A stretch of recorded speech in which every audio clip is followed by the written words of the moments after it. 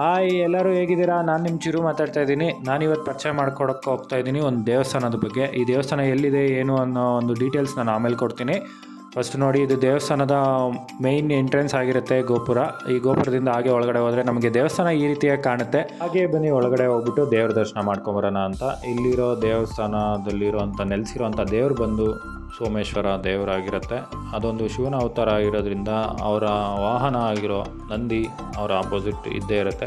ಹಾಗೆ ಎರಡೂ ದರ್ಶನ ಮಾಡಿಕೊಂಡು ಹಾಗೆ ನಿಧಾನವಾಗಿ ದೇವಸ್ಥಾನನ ಪ್ರದಕ್ಷಿಣೆ ಆಗ್ತಾ ಈ ದೇವಸ್ಥಾನದ ಬಗ್ಗೆ ಒಂದು ಸ್ವಲ್ಪ ಮಾಹಿತಿನ ನನಗೆ ಗೊತ್ತಾದಷ್ಟು ನಿಮಗೆ ತಿಳಿಸ್ಕೊಡ್ಬೇಕು ಅನ್ನೋದು ನನ್ನ ಆಸೆ. ಹಾಗೆ ತಿಳಿಸ್ಕೊಡ್ತಾ ಹೋಗ್ತೀನಿ, ಬನ್ನಿ.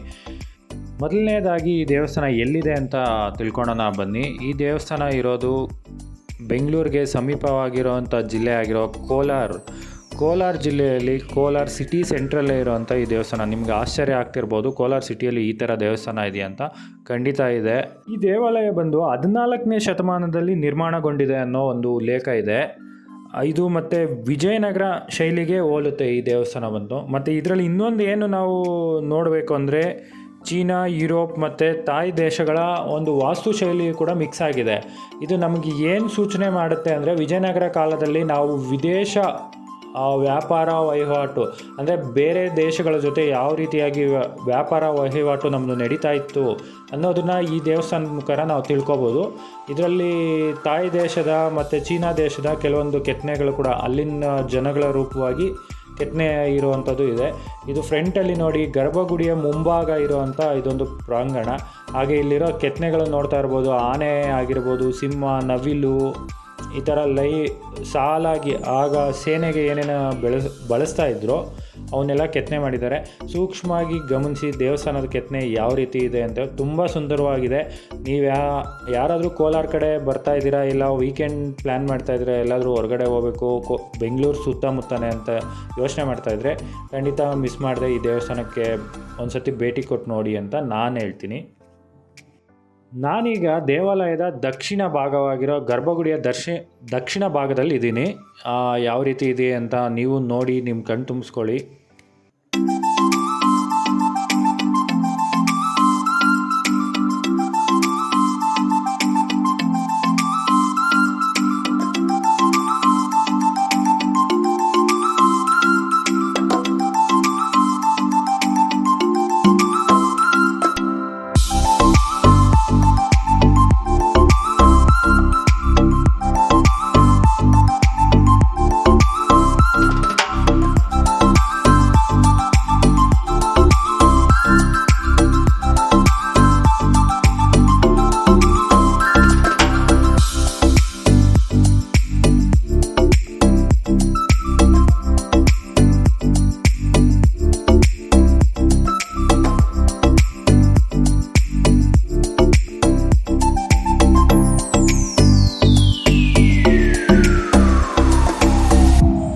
ನಿಧಾನವಾಗಿ ಗರ್ಭಗುಡಿಯ ಹಿಂಭಾಗ ಯಾವ ರೀತಿ ಕಾಣ್ತಾ ಇದೆ ಅಂತ ನೋಡಿ. ಇದು ಹಿಂಭಾಗದಿಂದ ತೆಗೆದಿರುವಂಥ ವಿಡಿಯೋ ಆಗಿರುತ್ತೆ. ನೋಡಿ, ಖುಷಿ ಪಡಿ.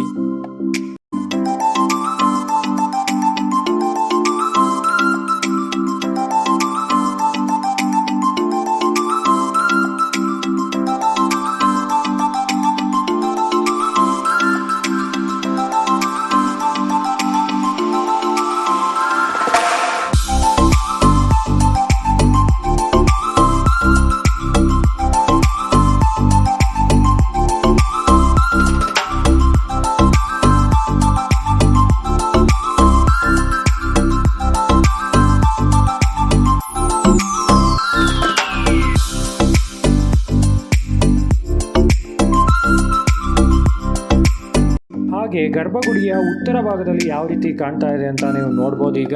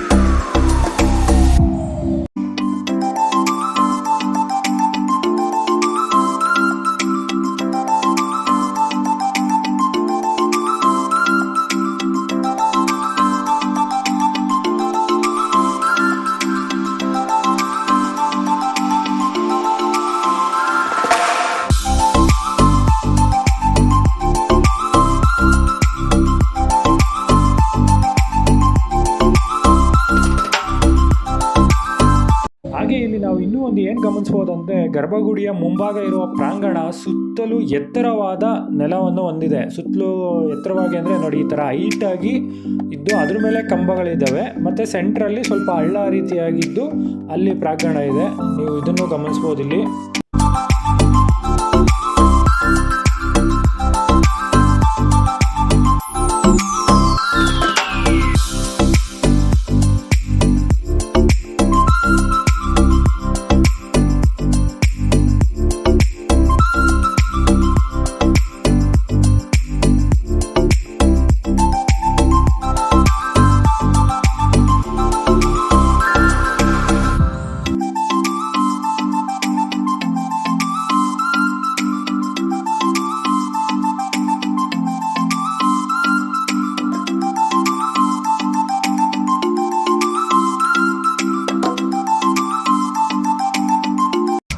ಹಾಗೆ ದೇವಸ್ಥಾನದ ಮುಂಭಾಗದಲ್ಲಿರುವಂಥ ಧ್ವಜಸ್ತಂಭಗಳು ಯಾವ ರೀತಿ ಕಾಣ್ತಾ ಇದೆ ಅಂತ ನೀವು ಇಲ್ಲಿ ಗಮನಿಸ್ಬೋದು.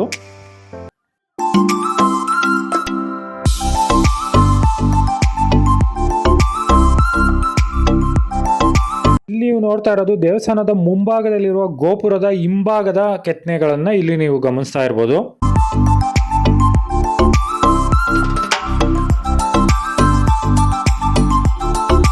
ಹಾಗೆ ದೇವಸ್ಥಾನದ ಬಲಬದಿಗೆ ನಾವು ಒಂದು ಮಂಟಪವನ್ನು ಕೂಡ ಗಮನಿಸ್ಬೋದು. ಅದು ನಾನು ಹೋದಾಗ ಏನೋ ಪ್ರೋಗ್ರಾಮ್ ನಡೆದು ಎಲ್ಲ ಡೆಕೋರೇಷನ್ ಆಗಿತ್ತು, ಇನ್ನೂ ಕ್ಲೀನ್ ಮಾಡಿರಲಿಲ್ಲ, ಈಗ ಮಾಡ್ತಾಯಿದ್ರು. ಅದೇ ಹಳೇದೊಂದು ನನ್ನ ಹತ್ರ ಒಂದು ಫೋಟೋ ಇತ್ತು, ಅದನ್ನು ನಿಮ್ಮ ಜೊತೆ ಶೇರ್ ಮಾಡ್ಕೊಂಡಿದ್ದೀನಿ.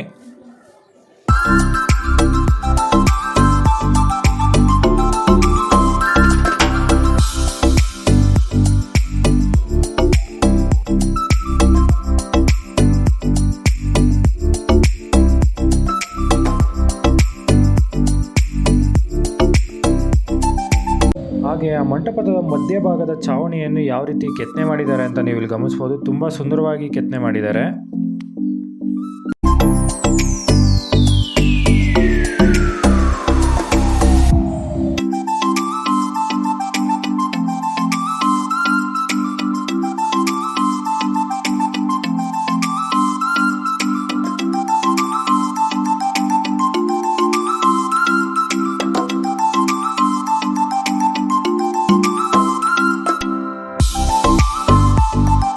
ಹಾಗೆ ಇಲ್ಲಿ ನೀವು ಗಮನಿಸ್ಬೋದು, ದೇವಾಲಯದ ಗರ್ಭಗುಡಿಯ ಮುಂಭಾಗದಲ್ಲಿರುವ ಪ್ರಾಂಗಣದ ಒಳನೋಟ ಒಳಗಡೆಯಿಂದ ಯಾವ ರೀತಿ ಕಾಣ್ತದೆ ಅಂತ ನೀವು ಇಲ್ಲಿ ನೋಡ್ಬೋದು.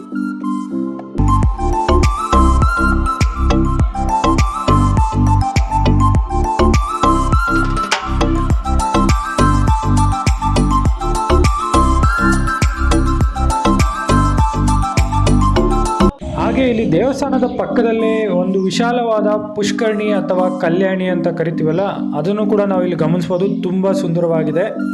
ಖಂಡಿತ ಈ ವಿಡಿಯೋ ನಿಮ್ಗೆಲ್ಲರಿಗೂ ಇಷ್ಟ ಆಗಿರುತ್ತೆ. ಕೋಲಾರ ಕಡೆ ಬಂದರೆ ಮಿಸ್ ಮಾಡದೆ ಈ ದೇವಸ್ಥಾನ ವಿಸಿಟ್ ಮಾಡಿ ಅಂತ ಹೇಳ್ತಾ, ಅಲ್ಲಿ ತೆಗ್ದಂಥ ಕೆಲವೊಂದು ಫೋಟೋಸು ನಿಮ್ಮ ಜೊತೆ ಶೇರ್ ಮಾಡ್ಕೊತಾ ಇದ್ದೀನಿ. ನೋಡಿ ಖುಷಿ ಪಡಿ. ಯಾರು ಇನ್ನೂ ನನ್ನ ಚಾನಲ್ನ ಸಬ್ಸ್ಕ್ರೈಬ್ ಆಗದೆ ನೋಡ್ತಾ ಇದ್ದೀರಾ, ದಯವಿಟ್ಟು ಸಬ್ಸ್ಕ್ರೈಬ್ ಮಾಡ್ಕೊಳ್ಳಿ. ವಿಡಿಯೋ ಇಷ್ಟ ಆಗಿದ್ರೆ ಲೈಕ್ ಮಾಡಿ. ಹಾಗೆ ನಿಮ್ಮ ಫ್ರೆಂಡ್ಸ್ ಆ್ಯಂಡ್ ಫ್ಯಾಮಿಲಿ ಜೊತೆ ಎಲ್ಲರ ಜೊತೆನೂ ಇದನ್ನು ಶೇರ್ ಮಾಡಿ. ವಿಡಿಯೋನ ಅವ್ರಿಗೂ ಕೂಡ ಖುಷಿಪಡಿಸಿ ಅಂತ ಈ ವಿಡಿಯೋ ಮುಖಾಂತರ ಕೇಳ್ಕೊತಾ ಇದ್ದೀನಿ. ಬೇಗ ಮುಂದಿನ ವಿಡಿಯೋದಲ್ಲಿ ಸಿಗ್ತೀನಿ. ಅಲ್ಲಿವರೆಗೂ ಎಲ್ಲರಿಗೂ ಬಾಯ್ ಬಾಯ್.